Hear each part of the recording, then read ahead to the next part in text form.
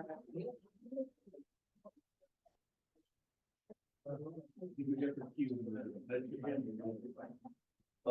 if I could have everybody's attention, please, just so we can get started. Good afternoon, everybody. My name is Christian Salinas, and I'm the Dean's Ambassador for the UCR School of Public Policy, and it is my pleasure to welcome you all to today's installment of the Water Seminar Series. I'll be serving as your MC for today's seminar, which is titled Drinking Water System Consolidation, Potential, Governance, and Equity Implications in California. This seminar is part of the Water Economics and Policy Outreach activities of the UCR School of Public Policy called Water Dialogue, Getting to Know Your Water Agencies and Policymakers, which is led by Dr. Mehdi Nemati. Water policy design and implementation involve the policymakers, the agencies that apply the policy, and the public that is actually subject to that policy. California has long been subject to many water policy interventions. Opening up a dialogue between the public, the policymakers, and the water agencies would further enhance the implementation of better and more effective water policies. You can always refer to the website titled waterdialogue.ucr.edu if you wish to learn more about that. Now, before I bring on our special guests and officially commence our presentation, I want to quickly go over the format of this event. Our guest speaker will have about 30 to 45 minutes to present, and afterwards we'll hold a 15-minute Q&A session so that we can answer any questions from the audience. For our virtual audience out there, I ask that you please drop your questions through the Q&A feature via the Zoom webinar. If you're a part of the in-person audience and have any questions, I ask that you please raise your hand, and our ambassador, Rafael, will pass you the microphone so that you could speak into it, and please speak loud and clearly so that our Zoom audience could also be able to hear you. And also, one more thing, additionally, we will have pizza at the end of the seminar for audience members. So there you go. Now, without further delay, I'm honored to introduce you to our guest speaker for today's seminar, Dr. Greg Peters. He is the director of the UCLA Water Resources Group within the UCLA Institute of the Environment and Sustainability. He is the director of the Human Right to Water Solutions Lab, and additionally, he is the research and co-executive director of the Luskin Center for Innovation. He also serves as an adjunct associate professor at the UCLA Department of Urban Planning. His primary focus is on water insecurity, but he also examines solutions to cross-cutting green infrastructure, climate resilience, and transport insecurities. He carries out his research with a variety of community, agency, nonprofit, and academic partners. He has secured 40+ extramural research funding awards as a principal investigator and is the author of more than 50 peer-reviewed articles. We are delighted to have him with us today. Please join me in welcoming Dr. Greg Peters to the podium.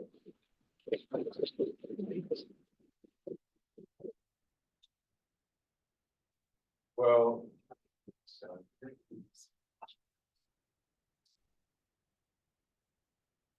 thanks everyone. Thank you for the warm welcome. Thanks to Mehdi for inviting me. I'm Greg Peters. I'll spare you the tedious list of titles here, but coming to you from UCLA, mainly from the School of Public Affairs, but also affiliated with the Institute of the Environment. And yeah, I'm going to be talking to you today about some work that is very collaborative, and you'll see other people's names on other slides. Focus on drinking water system consolidation. Really focused on the process of consolidation, what it looks like when water systems consolidate, governance-wise, as well as what we can tell about sort of customer level and broader both system level and customer level equity implications of consolidation. I'll give a very brief intro into our broader work on human right to water at the Human Right to Water Solutions Lab, but then jump right in. I don't have too many slides, I don't think, so there should be plenty of time for Q&A. First of all, on why are we talking about consolidation and what is drinking water system consolidation? Because I don't think at least that latter point is, though it's much talked about, is that clear, and different people use different definitions or working definitions. Then I'll present to you some results from two separate published studies. The first is in the California context, which looked at the governance pathways and equity outcomes, primarily at the system level. And then a study actually in New York, so not in California, that was able to analyze pre-post customer outcomes with service extension or consolidation, looking at quality, accessibility, and affordability. Talk a little bit about next steps in the research, not just what I'm doing, but what others are doing and what I think the broader community should be doing. And then again, we should have plenty of time for Q&A. I want to start with the fact that California has a legislated human right to water. I believe it's only one of 3 states to have a legislated human right to water. The U.S. isn't a party to any of the international declarations on human right to water.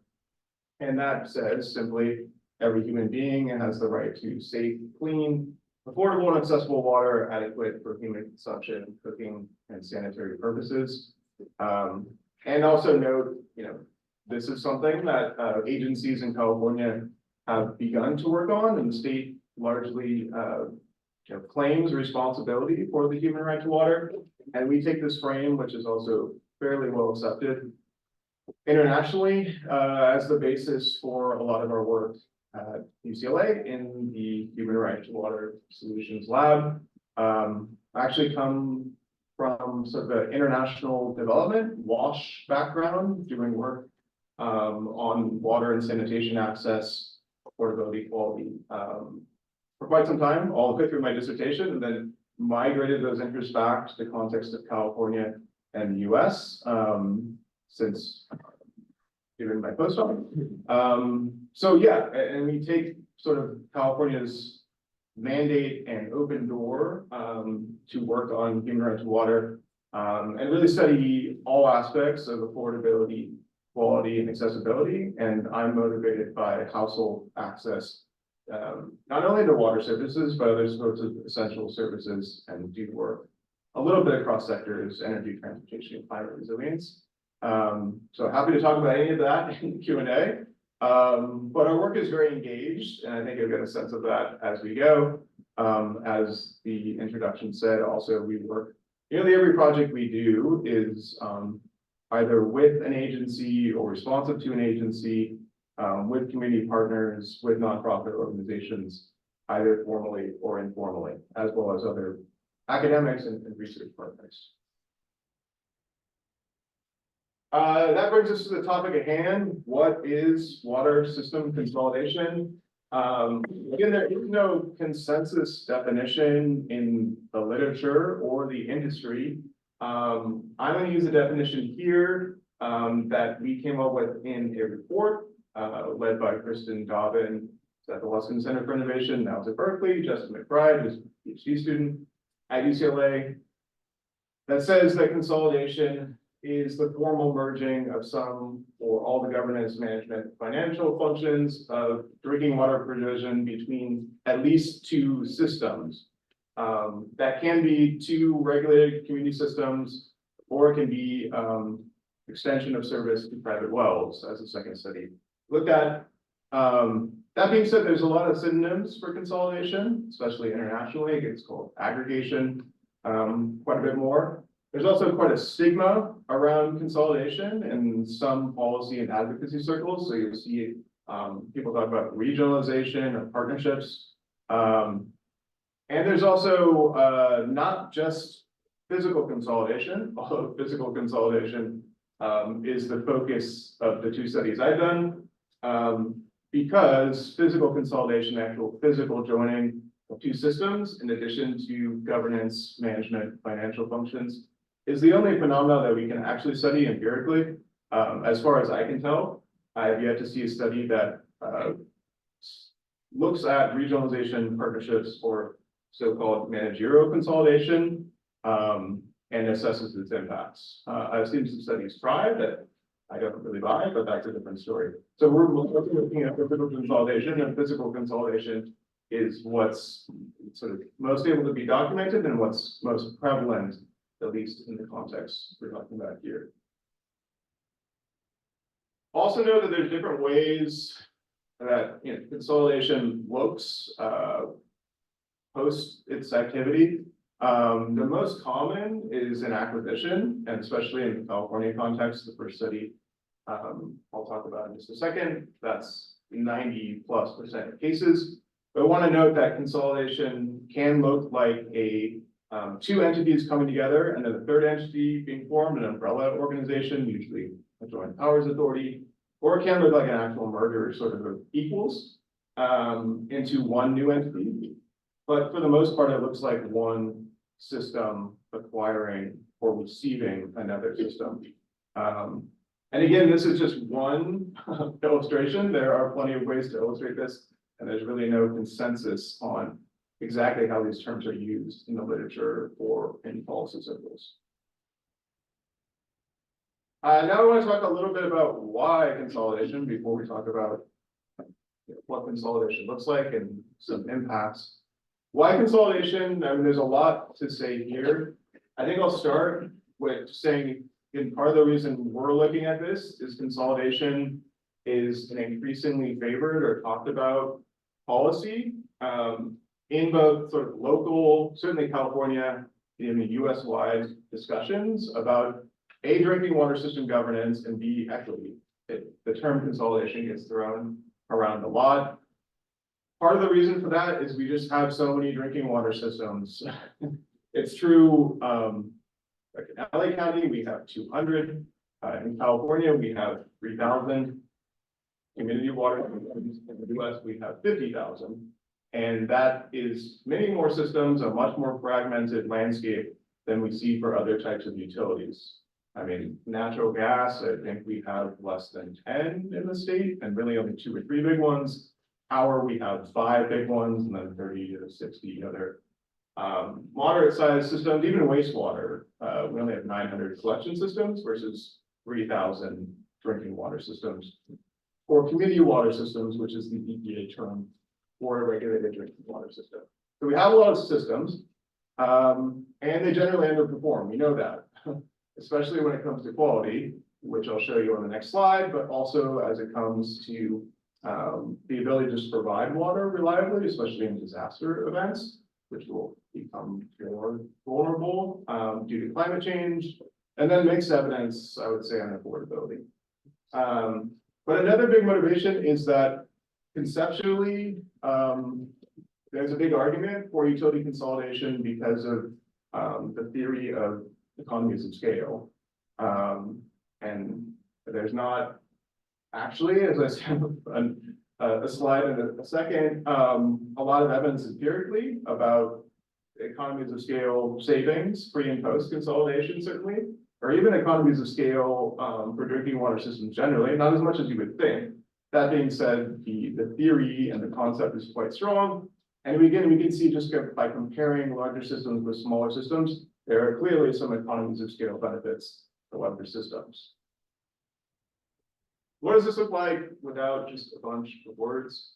One way this looks, or the motivation for why consolidation is again that we know it's very clear that small regulated systems, again, this is using state of California data, an effort I led with the state water board to assess every regulated drinking water system in the state, as well as private wells. We know that 90% of the violations of quality standards, the Safe Drinking Water Act, occur in water systems serving less than 500 connections. So small water systems are driving a lot of the violations.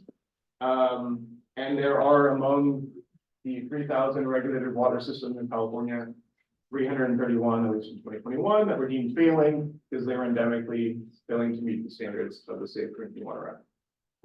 But a lot of the motivation for California's consolidation policies, ongoing drinking water needs assessment effort is premised on small systems are underperforming and many of them need to be consolidated. There are other motivations, and I said there's mixed evidence on affordability, but I think one of the motivations I think should be there is around other evidence of just the impacts of drinking water system fragmentation. This isn't showing anything about consolidation. It's showing you simply, actually, from 4 other states, but I've done this work in Los Angeles, I've done this work in California, I've shown you those graphics, that there's very wide disparities in drinking water bill levels, even between systems in neighboring areas. The argument here, and that should be a motivation for at least looking at the performance of systems locally and considering consolidation or aggregation. The argument here is not that drinking water bills should be the same, or that they should even be close to one another if we're talking about widely different areas where there may be different costs. But there's a slide I could have shown that shows in LA County for a 12 CCF, depending on what system you're served by, you can be paying anywhere between $25 to $200 for that same amount of water. And there should be at least less disparity, less spread in those bill levels if we have a sort of an equal, equitable system. But this is showing you evidence on the same sort of phenomenon from 4 different states. It's a pretty widespread issue because we have so many systems and systems have very different cost profiles and managerial profiles, even when they're literally right next to each other.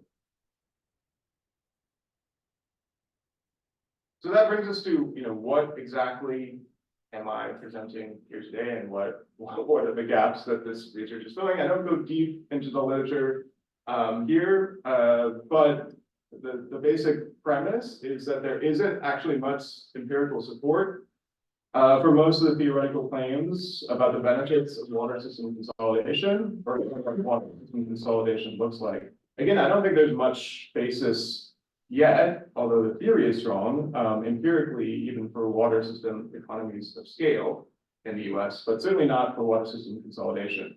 There's a lot of talk, again, in the industry and studies showing, including some that I've done, showing that small water systems underperform, larger water systems better perform, and talk about consolidation as a policy, or analyze higher levels of government's efforts to consolidate systems. But they don't actually look at consolidation and what happens and what the impacts are. So here we present evidence, or I present evidence, in answer to the following questions. And I'm not saying this answers these questions finally, but it begins to provide some evidence with the studies that we were able to do. First of all, looking at what are the common governance pathways for system consolidation and the implications for representation and accountability given transitions in ownership. Secondly, does consolidation advance inclusion? Especially what is the potential for consolidation spatially in nearby communities, as well as equity at the system scale. But then of course, when we're talking about equity and outcomes, we're most interested in customers or household level. So we also all present evidence from a study in New York on consolidation's impact on human rights water outcomes, quality, affordability, accessibility. So first, the California study, which you can see the full citation here, it was published in Water Resources Research in December, I think, although it feels like a long time ago. There's also a policy brief we have online for the easily digestible results, again, as well as a longer report and toolkit if you're really interested in this issue, and if you're really interested in water system consolidation in California, yeah, there's a lot more we can discuss. But the study looked at, basically collected data on all known water system consolidations in the state of California over a 7-year period. So 206 consolidations out of, again, an initial set of 3,100 community water systems. And combine 4 different data sources to produce the analysis of which I'll mostly talk about the results. Some basic results were that we observed consolidation in a lot of different areas in California, 47 of the state's 58 counties, and that consolidated systems served about 131,000 people. And you can spin that either way. 131,000 people is quite a lot, but when you think the state of California is 40 million, that tells you that the systems that were consolidated, the next point, were generally quite small. The largest system that was consolidated only served 17,000 people, and the median of consolidated systems served 120 people. And then finally, I think it's important to note that only 2 of these consolidations were actually mandated or forced by the state. Despite 2015 on being a period where the state has amassed through the legislature, particularly Senate Bill 88 and a bunch of other Senate and Assembly bills, the authority to force consolidations of water systems when water systems are grossly underperforming. It still rarely does that because even when it forces it, it's a 10 to 15 year process. And ultimately, there's a lot of political obstacles to forcing sort of local government reorganization. So most of these were voluntary, and about half of these were funded in part by the state, whereas the other half were entirely under the auspices of the systems involved.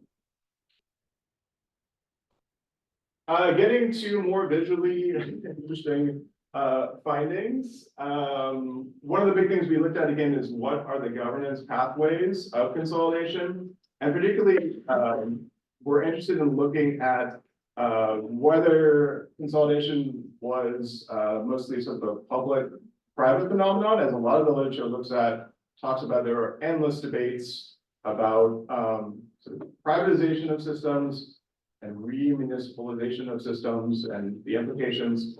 One of the things we wanted to point out, we were pretty sure we would find, is that consolidation doesn't look like public to public or private to public primarily. It looks like a huge spectrum of different governance transitions, 30 different pathways where a system of one governance type goes to another type.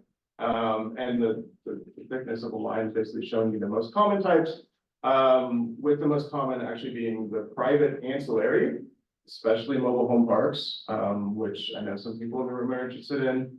I'm always interested in being absorbed by special districts. That's the most common. And also, we were, I guess, happy to see from an equity perspective, in particular, a lot of mobile home parks, I think 25 out of the 200 or so consolidations. And that generally the consolidations transition systems from being less representative governance types, like private systems, whether large or small, to special districts or public systems. That being said, again, there's 30 different pathways or pairs of transition types. So you see all shapes and sizes. And if you're interested in just water system governance and management types, I refer you especially to the paper by Kristen Dobbin and Amanda Fensel, which I think identifies 58 different distinct governance types of water systems in California. So again, way beyond public-private or public-private special district, there's a hodgepodge, and that all affects potential, especially for consolidation, which is a legal process, among other things. That brings us to inclusion, or I would actually sort of reframe this talk about sort of spatial potential for consolidation. And the bottom line is that consolidation, as much as it's talked about, is not even a potential solution for most small and especially small underperforming systems. This table is not from the paper, it's from the first drinking water needs assessment I was involved in. And what it's telling you, I don't know if there's a red light here, but what it's telling you is that physical consolidation is only the recommended solution for these different types of systems. The top is sort of the failing systems, at-risk public water systems, at-risk small systems, at-risk domestic wells. It's only recommended in up to 40% of cases, and especially for the larger systems on the human right to water list. Physical consolidation is only the best option in 20% of cases. And that's before you get to the politics of consolidation, which probably shut down half of those.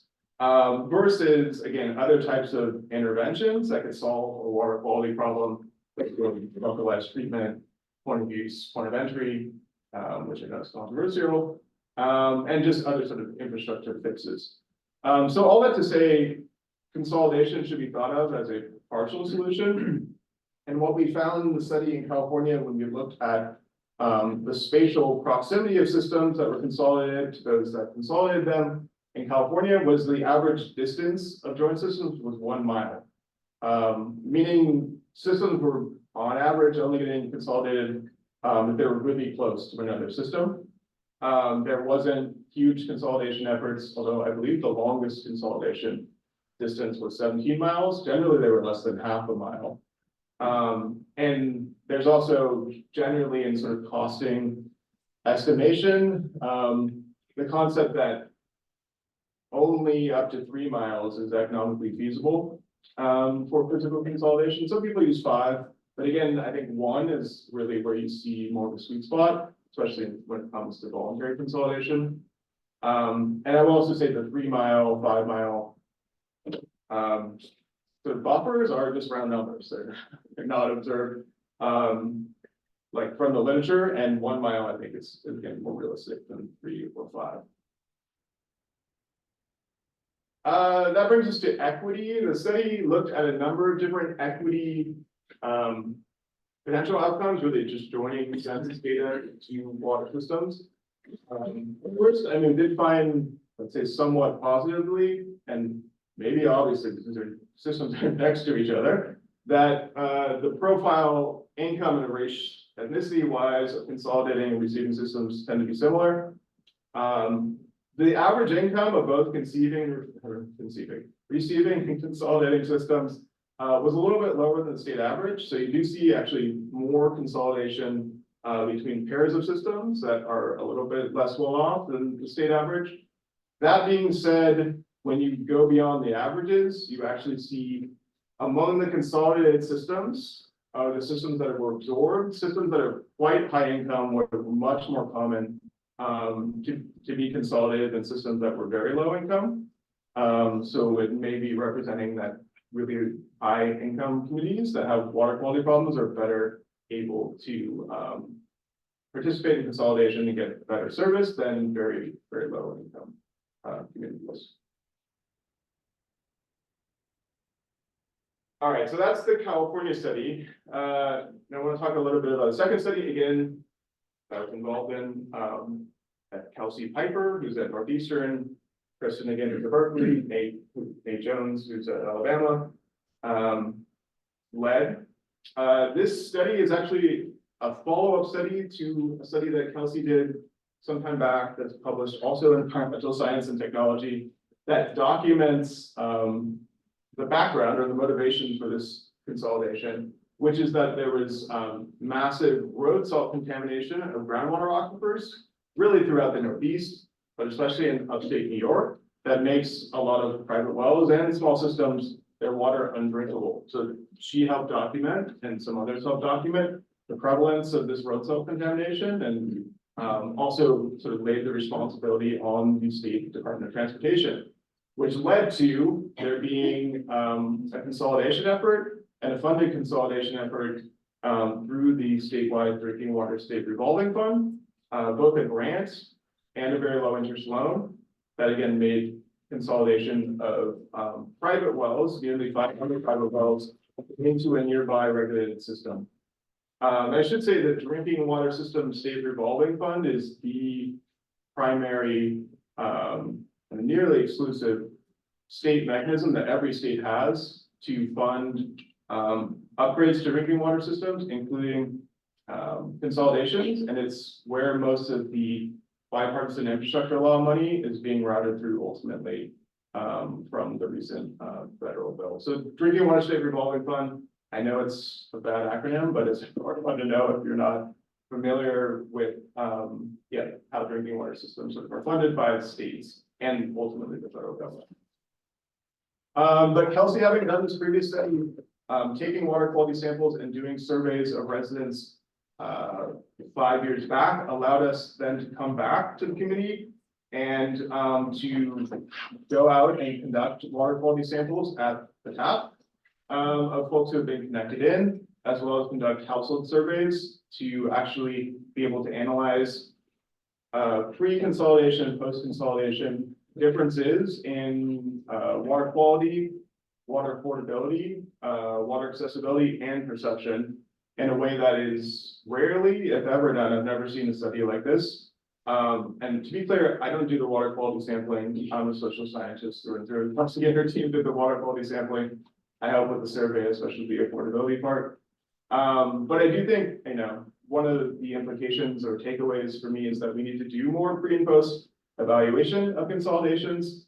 And it's really shocking to me that you don't actually see documentation of the water quality benefits of consolidation, they're just assumed to have happened, and I'm sure in most cases they just do happen, but you can't actually find much evidence showing that the premise of the intervention worked out in the literature. But we did here, again, because there was both consolidation and post-consolidation water samples taken at the tap, and they basically showed you, this is showing you, a number of different parameters. First of all, that aesthetic concerns or perception of aesthetics went down considerably, and when people were asked, except in the case of chlorine, and also this isn't all the results, but chloride, which were some of the driving concerns of the road salt contamination, also went down considerably. So essentially, the extension of consolidation worked in terms of improving folks' drinking water quality. And we also, in this case, we didn't just look at drinking water quality. We looked at, again, a number of different outcomes. The rest of the outcomes were derived from a survey. And largely the results were positive, which is great.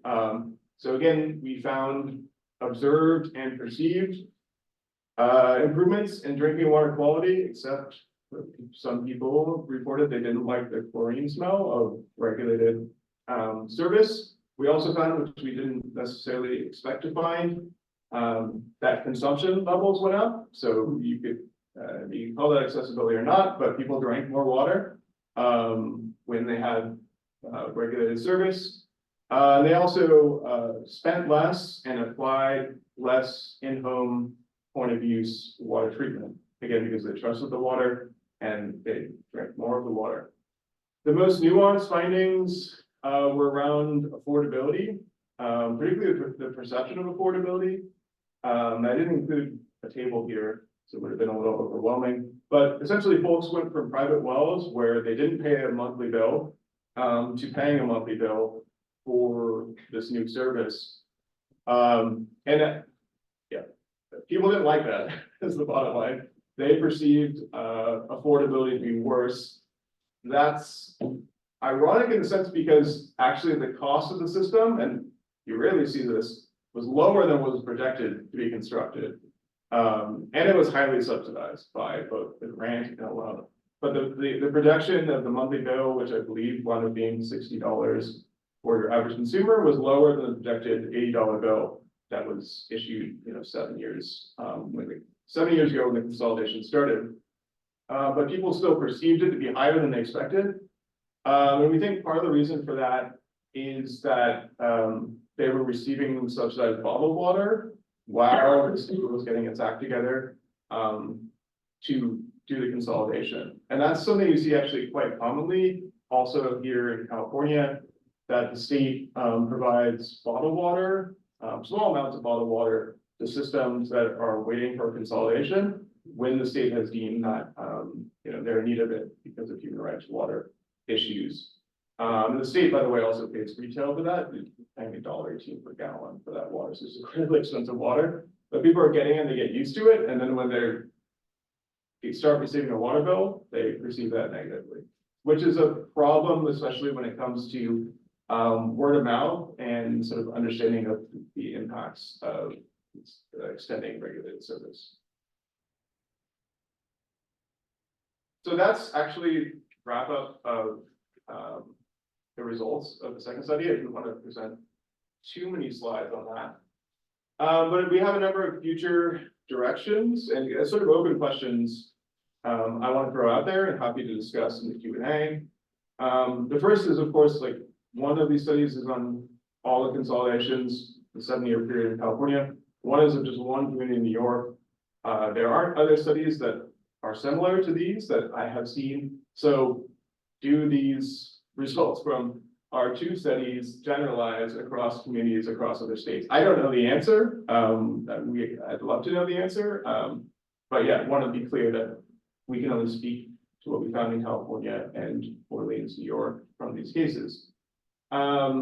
Second, I think it would be great, and we are trying to work on simply assessing the physical consolidation potential throughout the US. For drinking water systems, we're trying to do that under a new US EPA grant that we have, as well as we're conducting a statewide wastewater needs assessment right now.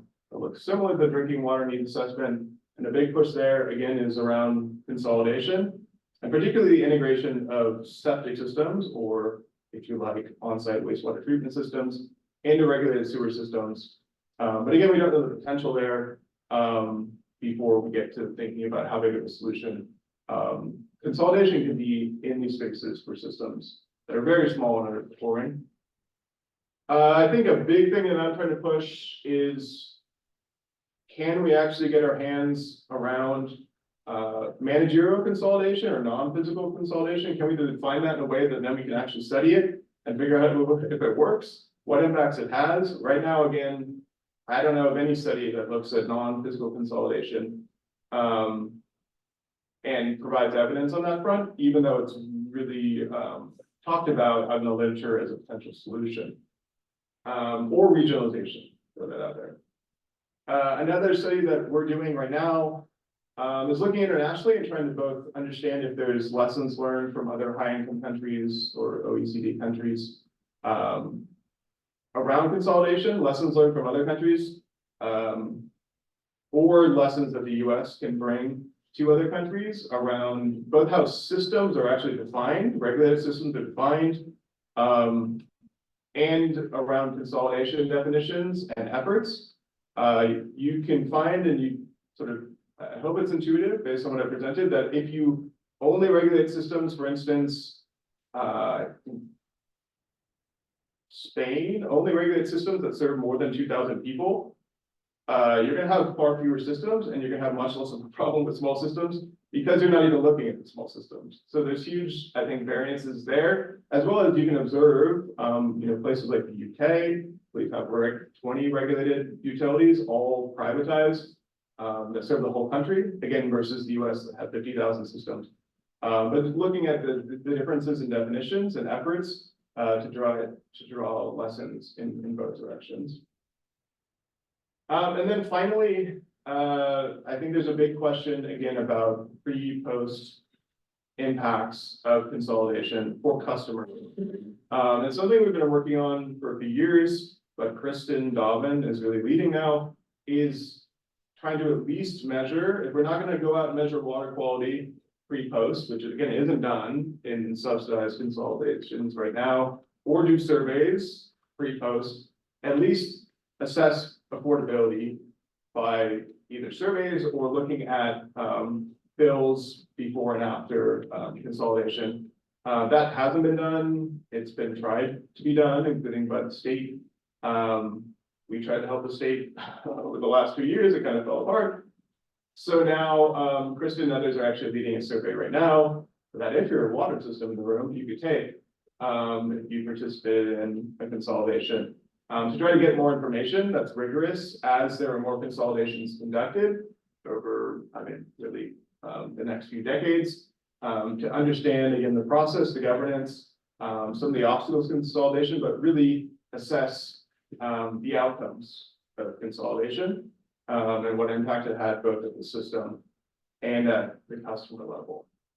And I guess I would just close before we go into Q&A by saying, again, I'm representing work I participated in co-led in many cases here, but I hope there's others in the room and others out in the research community who conduct more research on consolidation. There's a lot of open questions. I'm very bullish on it being a big part of the solution to underperforming systems in California and the US, but it's again not the whole answer, and we need to understand how it's done well and how it isn't done well in some cases to understand impact. So I hope, more folks are doing this work, and I'm interested to hear if any of you are doing this work now in the Q&A. But I think that's all I've got, and I'll turn it over to you.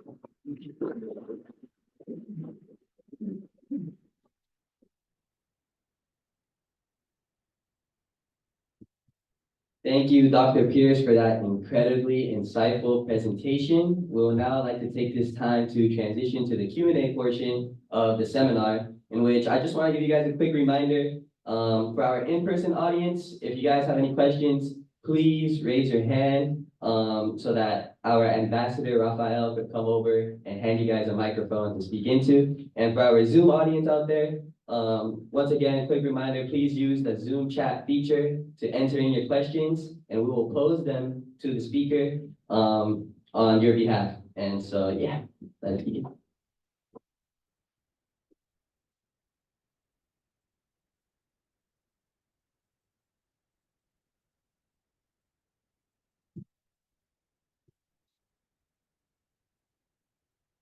Go ahead. Good afternoon. Thank you, Dr. Pierce. That was an excellent presentation, very insightful. My name is Joe Moa. I'm the general manager at Eastern Municipal Water District. We're the sixth largest retailer in the state and the largest retailer in Forsyth County. We've been involved with consolidations for many years. In fact, we're currently in the midst of yet another consolidation. I think to your work, collecting empirical data is so important to advance this effort. We believe there's a number of benefits in consolidations that need to be backed up by empirical data. Water quality, as you mentioned, is definitely one of the areas that needs to be evaluated.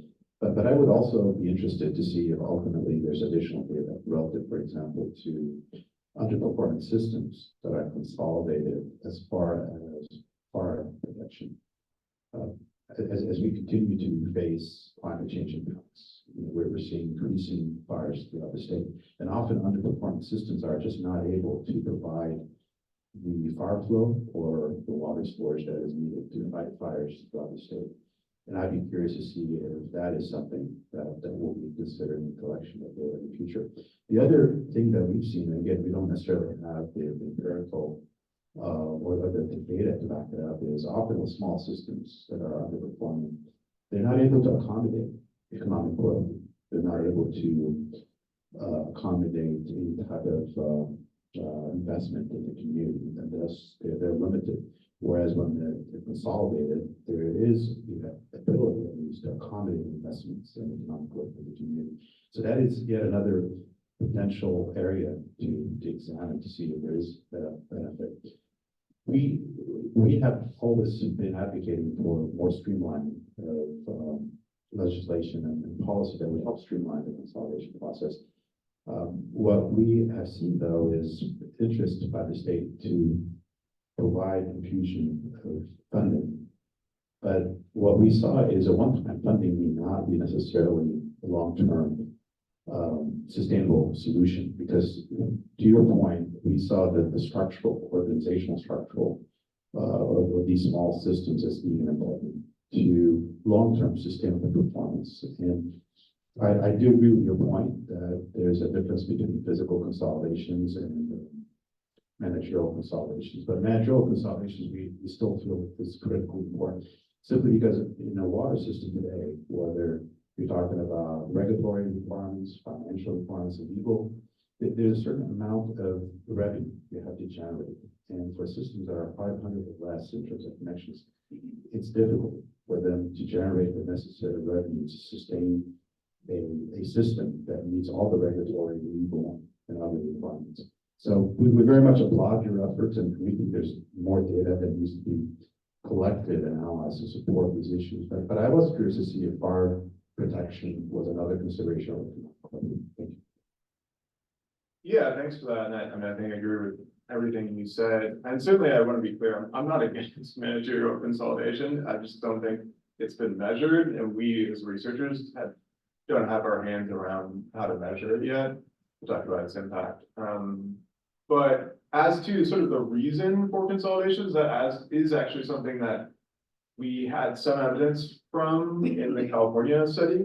Although, we were coding reasons why systems and sort of stated reasons why they were being consolidated or interested in being consolidated. Most of them were about water quality.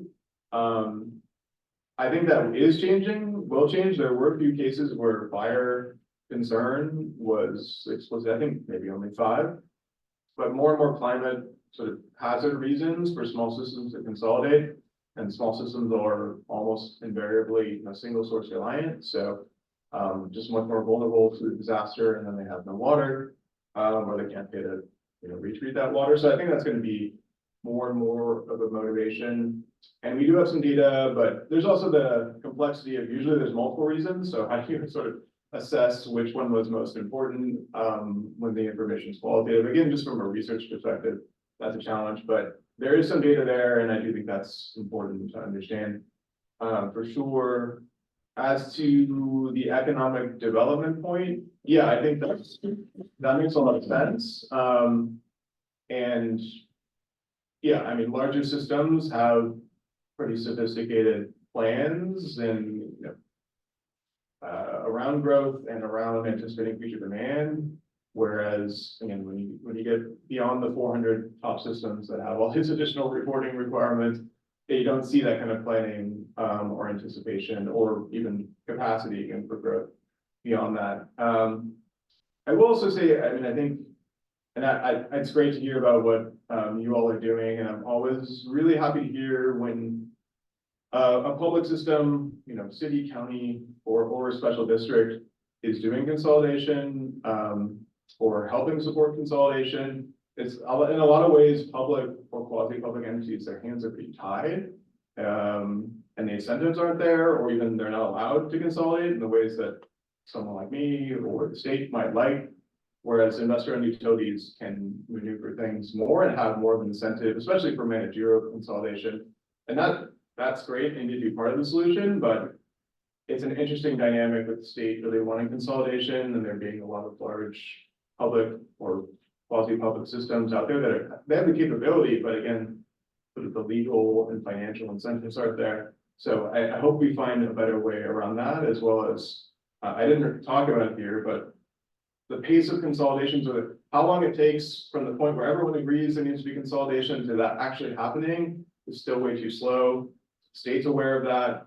It's been working on it for a few years, but it's still being criticized for not speeding up the process, but it often takes 7 to 10 years to get it done.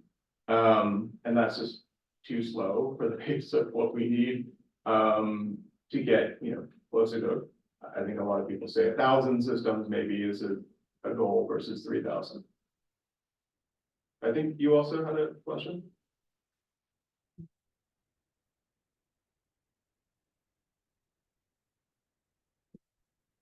Yeah, thank you for your presentation. I want to know your thoughts on consolidation and energy efficiency, and could it be linked to externalities? I'm thinking of air pollution. Thank you.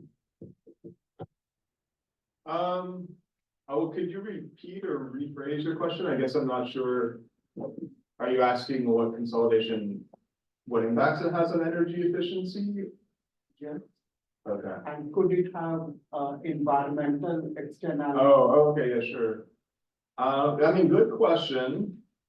I hadn't thought, I don't know that, but certainly the premise that the larger your distribution system, and if you're physically joining systems that are far apart, you're pumping that water, presumably, gravity. Like it would have some energy efficiency and then thus cost and climate impact. I think I would say though that impact or externality, that it's not being measured or accounted for, but I think it'd be relatively small compared to the benefits. Again, when we're talking about systems, especially that in most cases are pretty close to each other, there's not actually that much increased energy that you're going to be using.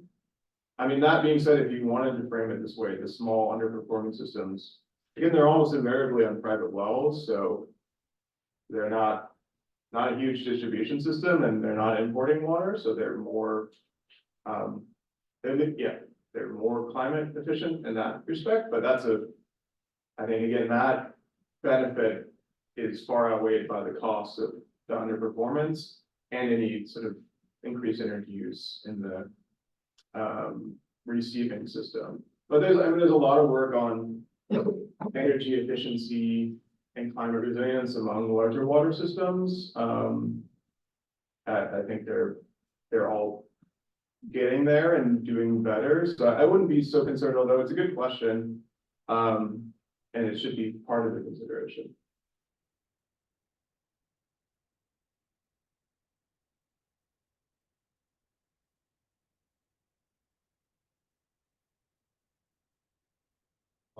Do you think it's safe to drink tap water in Riverside? Yeah, great question. So I do a lot of work on tap water trust. And I guess my first answer is always, I mean, generally, yes, tap water is safer than bottled water. And I guess, actually, sure, is it City of Riverside here providing the water?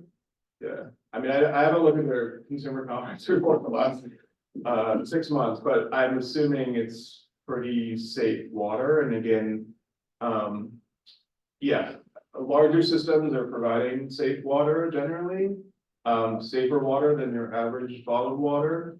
And it's a much better idea, health and economics wise, to consume that water. That being said, you want to check the details of what your water system says.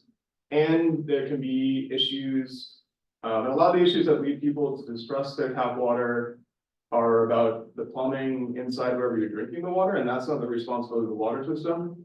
So premise plumbing can be leading to, especially like discoloration or water tasting bad, smelling bad. That's more likely to be, you know, where are we getting that water from? I'm not saying you're saying you have those issues, than the water system. So that'd be something that you or your landlord would be responsible for fixing that. But all that to say, yes, you should drink your water unless City of Riverside and someone else in the audience has evidence that, you know, they're violating standards. I doubt it. And what makes it safer than bottled water? Yeah, I mean, the basic answer is it's much, much more regulated. If you're a water system, a regulated water system, especially a larger one, you're under the purview of the Safe Drinking Water Act, and you need to report on 98 different contaminants to the state regularly. For a city, a system the size of the City of Riverside, I'm sure it's thousands of tests a year. I can't give you the exact numbers because it all varies on how big your system is and exactly what contaminants might be a concern. But yeah, all that's reported and looked at by regional and state officials versus bottled water, where there's a bunch of different types. In theory, they're regulated by the Food and Drug Administration, but try finding information about the actual quality of whatever bottled water you're talking about. It's not easy to do. And when people do studies, Consumer Reports does these studies from time to time, they take 10 random bottled water, or especially like juice and soda too, and they test them for lead versus tap water, and almost invariably the bottled beverages are worse. So it's more like we don't have information about those sources, so people think they're better, and they claim they're better, just falsely, versus tap water, where we have a bunch of information that's highly regulated, but people tend to trust it less. And can I ask why you go with aquafina? Because that's what Nettie bought me in the student store. So yeah, I have a water bottle in my car that I didn't bring here because I don't know what's wrong. Don't want me around, but yeah, generally I don't drink bottled water. But also I'm not one of those people, and I don't think anyone. I mean, there are some people. Like bottled water has its uses, especially when you're somewhere where you don't want to be lugging around your own bottle. So I'm not an anti-bottled water zealot in all circumstances, including this one. Thank you.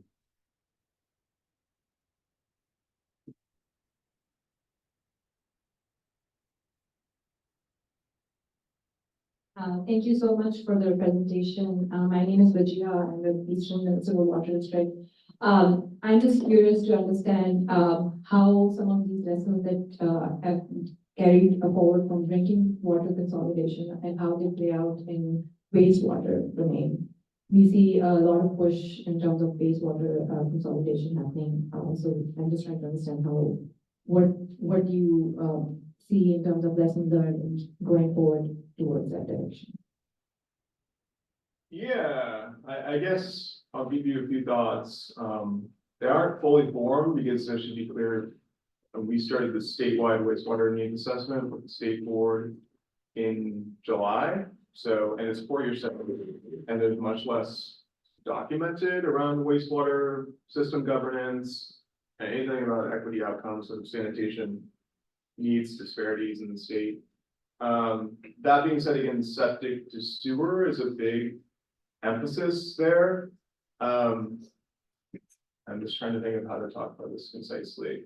Because on the wastewater side, on the drinking water side, you have regulated drinking water systems and you have private wells. On the wastewater side, you have wastewater collection systems, which are the utilities, the sewer utilities. But you also have treatment systems, which sometimes are under the collection system, sometimes they're on their own, and there's all shapes and sizes of treatment systems, like regulated treatment systems, and then you have septics. And there's far more septics, people relying on septics for, again, on-site wastewater treatment systems. Nationally and in California, than there are people relying on private drinking water wells.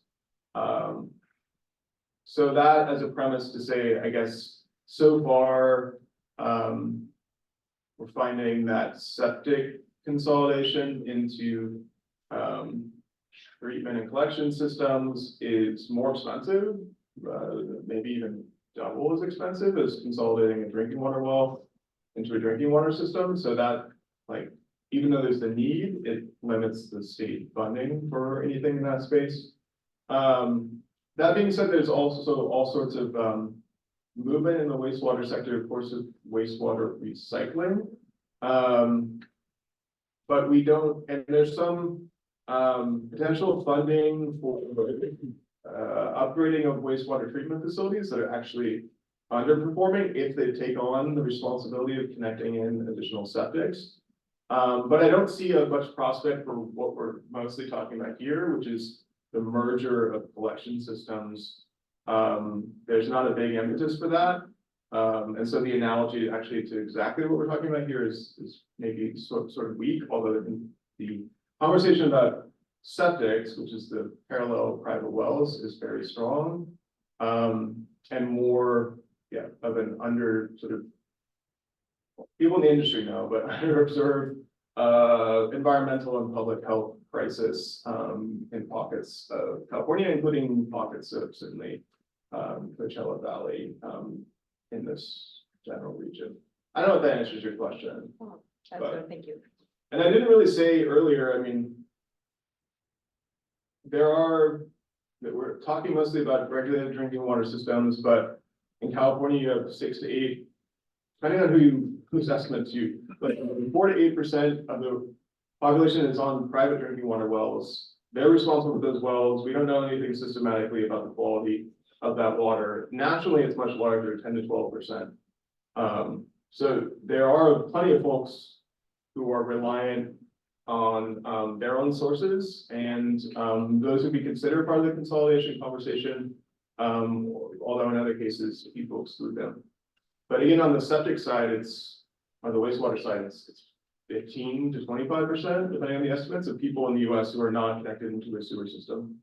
I don't think a lot of people know that, and places in the south, southeast, and it's upwards 30 to 60%. You have huge problems with straight piping of wastewater and all sorts of public health issues that are going to keep balance for free. So.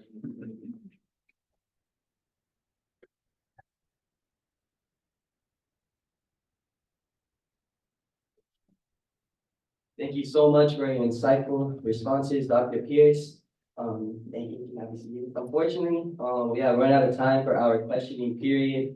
At this point, I would like to thank Dr. Pierce once again for joining us for today's water seminar. Could you all please join me in attributing Dr. Pierce one last round of applause? Thank you. Thank you for your time and for your insightful talk today.